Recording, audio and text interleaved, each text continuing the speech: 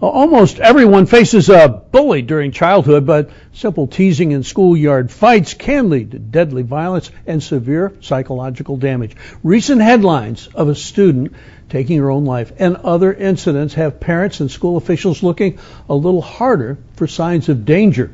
SNN Local News 6 reporter Mia McCormick joins us. She spoke with a couple of worried about their daughter being pushed too far at school. Mia, tell us what's going on.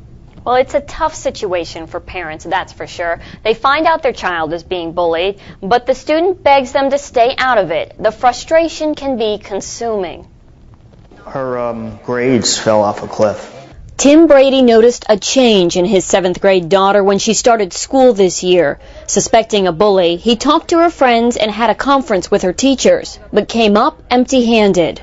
Then one day she came home from the bus stop and she burst into tears. Several boys were ganging up on her. It started with teasing and name-calling, but quickly escalated to taking her pencils and kicking her chair during tests. They routinely stole her belongings and stuffed her backpack in the garbage can. They're doing it right in the classroom. I was shocked. I thought it was, behind the cafeteria and the bushes. But Flora Brady says for the first time, her daughter begged to stay home from school. She was so afraid. She was very fragile, and it was touching.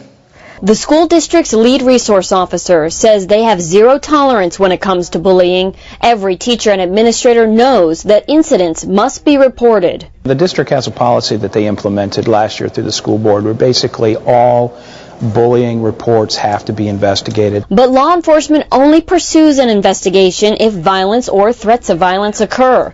Linda Post heads up the district's discipline office. She says once bullying is brought to an administrator's attention, they take it very seriously.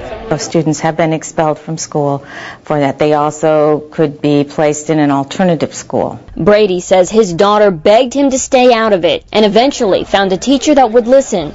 The bullying stopped for a while. Now they're back at it again. After the first parent-teacher conference led him nowhere, Brady's faith in the school system is shaken, leaving him feeling helpless. I don't know what to do. And that's why he contacted us. He felt like he just didn't know what to do. Now, when I spoke with Tim Brady today about making an appointment with the principal at Sarasota Middle School where his daughter attends, he said that he would if it got out of control again. Now, depending on the situation, the district may be able to take the bully out of her class. We plan to follow up with this story and find out if the problem is resolved. John? Yeah, it's hard. I have 5 youngsters, and it's real hard for them to speak up, and they should. Especially to parents, because they don't want you to come down to school and make a scene. It's best if they have a teacher that they trust. Now, Tim tells me that his daughter did try one teacher who kind of blew her off and didn't give her the response she was looking for, but she went to another one who really got involved, and that's what's important. All right, interesting story. Thanks, Mia.